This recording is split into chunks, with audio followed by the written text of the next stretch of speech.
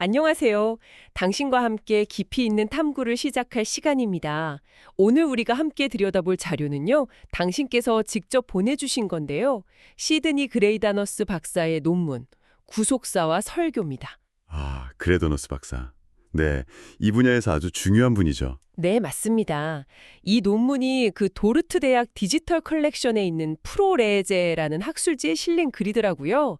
1990년 12월호. 네, 꽤 오래된 논문이지만 여전히 그 중요성은 여전합니다. 특히 개혁주의권에서는요. 그렇죠. 특히 신학을 공부하시는 당신에게는 구속사 그리고 설교 이 두 단어가 뭐랄까 정말 중요하면서도 계속 고민하게 되는 주제일 거예요. 맞습니다. 아마 졸업할 때까지 아니 평생 붙잡고 가야 할 주제일 수도 있죠. 그래서 오늘 저희는 이 논문의 제목이 딱 제시하는 것처럼 그 구속사적 관점이라는 게 실제 설교 현장에서 어떤 의미가 있는지 또 어떤 점들을 우리가 좀 주의 깊게 봐야 하는지 그런 것들을 좀 파헤쳐 보려고 합니다. 좋습니다. 이 논문의 핵심 주장, 그러니까 논지부터 좀 명확히 하고 시작하면 좋을 것 같은데요. 네, 부탁드립니다. 그레더너스 박사는 아주 분명하게 주장합니다. 뭐냐면 성경 본문을 설교할 때는 반드시 그 본문을 성경 전체의 구속사적 맥락 속에서 해석해야 한다는 거예요. 그리고 궁극적으로는 그리스도 안에서 성취된 구속사건과 어떻게 연결되는지를 드러내야만 그 본문의 원래 의미와 능력을 제대로 전달할 수 있다. 이렇게 보고 있습니다. 그러니까 본문 자체만 보는 게 아니라 그 본문이 성경 전체라는 큰 그림, 특히 구속사, 그 히스토리아 살루티스라고 하죠. 그 흐름 속에서 어디쯤 있는지를 파악하고 결국 그리스도와 연결해야 한다. 이런 말씀이시군요. 정확합니다. 단순히 교훈 몇 개 뽑아내는 설교가 아니라 성경 각 부분이 어떻게 그리스도를 향해 흘러가고 있는지를 보여주는 설교. 그게 중요하다는 거죠. 와, 이 주장 자체만으로도 상당히 도전적인데요. 그럼 박사님은 이 주장을 뒷받침하기 위해서 어떤 근거들을 제시하고 있나요? 네, 여러 근거가 있는데요. 그게 한 세 가지 정도로 나눠볼 수 있을 것 같아요. 첫째는 성경 자체가 그렇게 말하고 있다는 겁니다. 성경의 내적 증거라고 할 수 있겠죠. 성경 자체가요. 예를 들면요. 예를 들어서 누가복음 24장을 아주 중요하게 다룹니다. 엠마오로 가던 제자들이나 다른 제자들에게 예수님이 나타나셔서 모세와 모든 선지자의 글로 시작해서 모든 성경에 쓴 바 자기에 관한 것을 자세히 설명해 주셨다는 부분 있잖아요. 네네. 부활하신 후에 직접 성경을 풀어주시는 장면이죠. 그렇죠. 또 모세의 율법과 선지자의 글과 시편에 나를 가리켜 기록된 모든 것이 이루어져야 하리라 하신 말씀도 인용하고요. 그러니까 예수님 본인 스스로가 구약 전체가 자기를 증언한다고 해석하셨다는 거예요. 이게 아주 강력한 근거죠. 성경 해석의 그리스도 중심성, 이게 그냥 우리가 만들어낸 게 아니라는 겁니다. 예수님 자신이 이미 구속사적 해석의 모범을 보여주셨다. 와, 이건 정말 중요한 지적이네요. 그럼 혹시 신약의 다른 저자들, 예를 들어 사도들도 비슷한 관점을 보였나요? 바로 그게 두 번째 근거입니다. 사도들의 설교와 성경 해석 방식을 보면 알 수 있다는 거죠.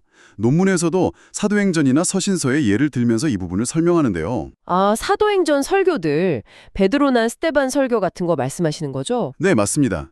베드로의 오순절 설교나 스데반의 설교를 보면 구약 역사를 그냥 쭉 나열하는 게 아니잖아요. 그렇죠. 뭔가 목적이 있죠. 그러니까 결국 예수 그리스도의 오심, 죽으심, 부활을 통해서 어떻게 성취되었는지를 선포하는 데 초점이 맞춰져 있다는 겁니다. 이게 바로 구속사적 설교의 아주 전형적인 모델이라는 거죠.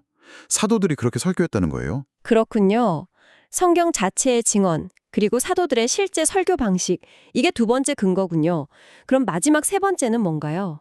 세 번째는 신학적인 근거인데요. 특히 개혁주의 신학의 중요한 틀인 언약신학, 커버넌트 시올로지와의 연결성입니다.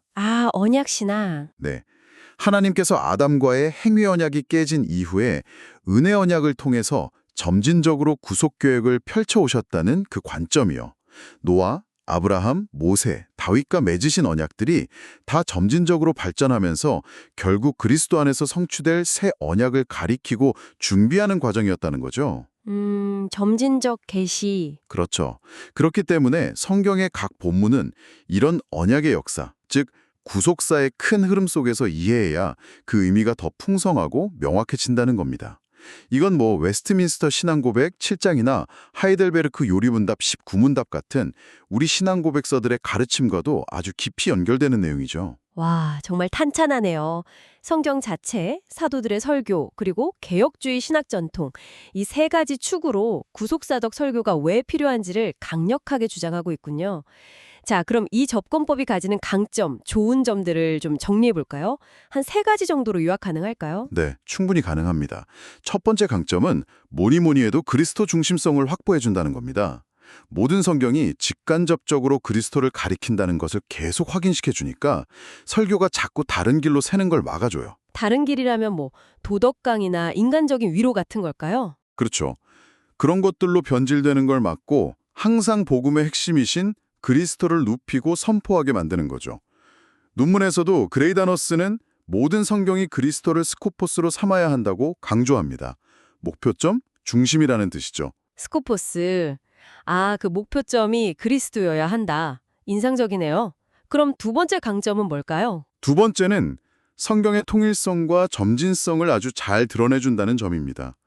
구속사적 관점으로 보면 구약과 신약, 율법과 복음, 이스라엘과 교회가 따로 노는 게 아니라 하나님의 큰 그림 안에서 다 연결되어 있다는 게 보이거든요. 아, 성경 전체가 하나의 이야기처럼 느껴지게 하는군요. 네, 이게 성도들이 성경 전체를 정말 하나님의 말씀으로 믿고 사랑하게 만드는 데 큰 도움이 됩니다. 논문에서도 구속 계시의 점진성, 그러니까 하나님의 계획이 점차 밝게 드러난다는 것을 강조하면서 각 시대의 본문이 전체 드라마에서 어떤 역할을 하는지 파악하는 게 중요하다고 말해요. 그렇군요. 성경 66권 전체를 꿰뚫는 눈을 갖게 해주는 거네요. 마지막 세 번째 강점은 뭔가요? 세 번째는 설교의 역사적 깊이와 현실 적용의 균형을 주는 점입니다. 그건 좀 더 설명이 필요할 것 같은데요. 그러니까 구속사적 설교는 성경 본문이 쓰일 당시에 구체적인 역사적 상황을 무시하지 않아요. 그 역사성을 중요하게 다루면서도 동시에 그 옛날 사건과 메시지가 오늘 우리 그리스도 안에서 살아가는 우리에게 어떤 의미가 있는지를 연결해 준다는 거죠. 아, 과거 이야기로만 끝나는 게 아니라 현재 우리의 삶과 연결시킨다. 그렇죠. 단순히 옛날 이야기 전달하는 게 아니라 그 구속사가 지금 우리의 삶, 우리 교회 안에서 어떻게 계속 이어지고 있는지를 보여주는 거예요. 그래서 청중들이 나도 이 하나님의 구원 역사에 참여하고 있구나 하고 능동적으로 반응하도록 도전하는 거죠. 하이델베르크 일문답의 그 고백처럼요. 살아서나 죽어서나 나의 유일한 위로는 이 구속의 은혜가 바로 지금 나의 위로와 소망이 되게 하는 힘이 있다는 겁니다. 와, 그리스도 중심성, 성경의 통일성, 그리고 역사와 적용의 균형. 정말 중요한 강점들이네요. 그런데 모든 좋은 점만 있진 않잖아요. 이 접근법을 사용할 때 혹시 좀 주의해야 할 점이나 어쩌면 약점이라고 할 만한 부분도 있을 것 같은데요. 이것도 한 세 가지 정도로 정리해 볼 수 있을까요? 네, 당연히 있습니다. 그레이다너스 자신도 일부 인정하는 부분이고 또 비판적으로 제기되는 지점들이기도 한데요. 첫 번째는 본문 자체의 고유한 의미를 놓칠 위험성이 있다는 겁니다. 본문의 고유한 의미요? 네, 그러니까 모든 본문을 너무 빨리 너무 성급하게 그리스도와 연결시키려고만 하다 보면 정작 그 본문이 원래 가지고 있던 일차적인 의미나 역사적인 특수성 혹은 시편의 탄식이나 잠언의 지혜와 같은 문학 장르적 특징을 충분히 살리지 못할 수 있다는 우려죠. 좀 도식적인 해석에 빠질 위험이랄까요? 아, 너무 그리스도라는 틀에만 맞춰서 해석하려다 보면 본문 자체의 맛을 잃어버릴 수 있다. 그렇죠. 그레다너스도 논문에서 이런 과도한 유형론의 위험은 경계해야 한다고 언급합니다. 구약의 어떤 인물이나 사건에서 억지로 티푸스, 즉 모형을 찾아내려는 시도 같은 것들이 그런 예가 될 수 있겠죠. 네, 이해됩니다. 튜포스, 그 모형론적 해석의 위험성이군요. 그럼 두 번째 약점은 뭘까요? 두 번째는 적용의 어려움입니다. 이게 좀 아이러니하죠. 강점에서도 적용과 연결을 말했는데 약점에서도 적용의 어려움이 나오니까요. 그러네요. 어떤 면에서 적용이 어렵다는 거죠? 구속사적 의미와 그리스도 중심성을 잘 설명했는데 그래서 오늘 우리는 구체적으로 어떻게 살아야 하는가 이 부분에서 좀 막힐 수 있다는 겁니다. 특히 구약 본문이나 윤리적인 교훈이 강한 본문들을 다룰 때 그 거시적인 구속사 이야기와 성도들의 미시적인 일상생활 사이에 다리를 놓는 것이 생각보다 쉽지 않다는 거죠. 아, 너무 큰 이야기만 하다가 정작 오늘 뭘 해야 할지에 대한 구체적인 지침을 놓칠 수 있다. 네, 그런 비판이 가능합니다. 그레이다너스도 설교가 그냥 교리 설명으로 끝나면 안 되고 회중의 삶을 바꾸는 적용으로 이어져야 한다고 강조는 하지만 그 구체적인 방법론까지 상세하게 제시하지는 못하거든요. 이 부분은 설교자가 계속 고민해야 할 지점이죠. 그렇군요. 구속사라는 큰 그림과 성도의 구체적인 삶 사이의 연결, 이게 중요하면서도 어려운 부분이네요. 세 번째 약점은 뭔가요? 세 번째는 아마 당신과 같은 신학생들이나 목회자들이 가장 현실적으로 느낄 부분일 텐데요. 바로 설교 준비의 어려움과 시간 소요입니다. 아, 네, 그럴 것 같아요. 구속사적 설교를 제대로 하려면요. 그냥 본문주에만 잘해서는 안 돼요. 성경 전체의 큰 흐름, 예를 들면 언약, 하나님 나라, 성전 같은 중요한 신학적 주제들이 어떻게 발전해 나가는지에 대한 깊은 이해가 바탕이 되어야 하거든요. 그렇죠. 전체를 알아야 부분을 제대로 보니까요. 맞습니다. 그런데 특정 본문을 그 전체 구속사 안에서 정확하게 자리매김하고 또 그리스도와의 자연스러운 연결고리를 찾아내는 작업, 이게 보통 시간과 노력이 드는 게 아니죠. 그레이다너스가 이걸 직접적으로 약점이라고 말하진 않지만 논문 전체에서 요구하는 해석학적 깊이를 보면 이게 설교자에게 상당한 부담이 되겠구나 하는 걸 느낄 수 있습니다. 듣고 보니 정말 그러네요. 본문의 특수성을 놓칠 위험, 적용의 어려움, 그리고 준비의 부담. 구속사적 설교를 하려면 이런 점들을 꼭 염두에 둬야겠군요. 자, 그럼 이제 이 모든 논의를 당신과 같은 신학생 입장에서 좀 더 실제적으로 한번 적용해 보면 좋겠습니다. 이 논문이나 구속사적 관점을 공부하고 또 함양하는 과정에서 얻게 될 목회적인 통찰이나 적용점, 이것도 한 세 가지로 정리 가능할까요? 네, 목회 현장과 연결해서 중요한 적용점 세 가지를 생각해 볼 수 있습니다. 첫째는 설교의 목표 자체를 다시 생각하게 만든다는 겁니다. 설교의 목표요? 네, 구속사적 관점을 가지면 설교의 최종 목표가 단순히 성경 지식을 전달하거나 사람들에게 감동을 주는 걸 넘어서게 됩니다. 청중이 성경 전체를 통해 보여주시는 그 삼위 하나님의 놀라운 구원 계획을 깨닫고 그리스도 안에서 받은 구원의 은혜에 감사하게 하고 더 나아가서 그 구속 역사의 완성에 동참하도록 이끄는 것, 이것이 설교의 궁극적인 목표가 되어야 된다는 걸 분명히 깨닫게 되는 거죠. 아, 설교자가 구원 이야기꾼이 되어서 회중을 그 이야기 속으로 초대하는 역할이군요. 그렇죠. 도르트 신조에서도 그리스도의 죽음의 가치와 구원의 적용을 다루는데 설교가 바로 이 복음을 선포하고 적용하는 핵심 통로가 되는 겁니다. 설교의 초점이 나나 세상이 아니라 하나님의 구속 이야기에 맞춰지게 되는 거죠. 네, 정말 중요한 변화네요. 두 번째 적용점은 뭘까요? 둘째는 성경을 보는 눈 자체가 깊어지고 넓어진다는 점입니다. 꾸준히 구속사라는 렌즈로 성경을 읽고 연구하다 보면요. 예전에는 그냥 따로따로 흩어져 있던 성경의 조각들이 하나로 연결되면서 거대한 그림을 이루는 걸 보게 돼요. 와, 그 경험 자체가 굉장히 흥미롭겠는데요. 그럼요. 이건 설교자 자신의 신앙을 깊게 만드는 것은 물론이고 나중에는 어떤 본문을 만나도 당황하지 않게 됩니다. 이 본문은 전체 이야기 속에서 이런 의미를 갖는구나 하고 그 맥락 속에서 의미를 찾아낼 수 있는 안목과 자신감이 생기는 거죠. 예를 들어서 레위기의 그 복잡한 제사 규정이나 역대기의 길고 지루해 보이는 족보 속에서도 하나님의 신실하신 언약 성취와 그리스도를 향한 기대를 발견하는 기쁨을 누릴 수 있게 된다니까요. 와, 레위기나 족보에서도요? 대단한데요? 네. 논문에서도 이런 통전적인 이해가 설교자에게 성경 전체를 하나님의 말씀으로 확신하게 하는 견고한 기초를 준다고 말합니다. 어쩌면 이게 그 센수스 플래니오르 개념과도 연결될 수 있을 것 같아요. 성경 본문이 저자의 원래 의도를 넘어서는 더 풍성한 의미, 즉 하나님의 의도를 담고 있다는 거죠. 센수스 플래니오르. 네, 성경 전체에 대한 이해가 깊어지니 설교의 질도 당연히 높아지겠네요.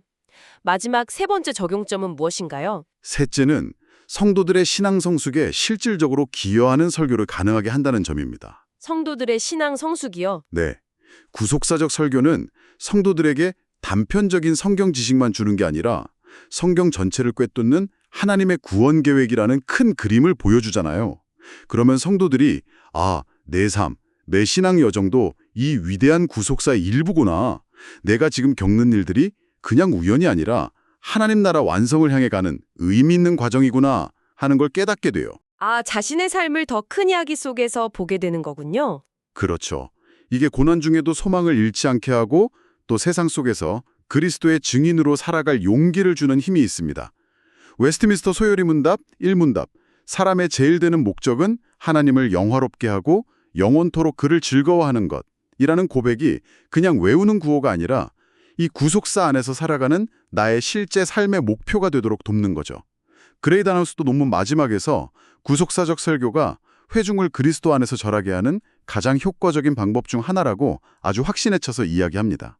와, 설교 목표의 재정립, 성경을 보는 눈의 심화, 그리고 성도들의 신앙 성숙에 대한 기여까지 구속사적 관점이 설교자 자신뿐만 아니라 듣는 회중 모두에게 정말 중요하고 유익하다는 걸 다시 한번 확인하게 됩니다. 오늘 시드니 그레이다너스 박사의 구속사와 설교 논문을 통해서 우리는 구속사적 성경 해석과 설교의 중요성, 그 근거와 강점, 또 주의해야 할 약점과 실제적인 목회 적용점까지 정말 깊이 있게 다뤄봤습니다. 오늘 나눈 이야기들이 당신의 남은 신학 공부 여정과 또 앞으로 펼쳐질 사역에 정말 풍성한 자양분이 되기를 바랍니다. 여기서 제가 마지막으로 질문 하나를 좀 던져보고 싶습니다. 당신께서 오늘 우리가 나눈 이 구속사적 해석과 설교의 원리들을 정말 깊이 받아들이고 내면화했다고 한번 상상해 보세요.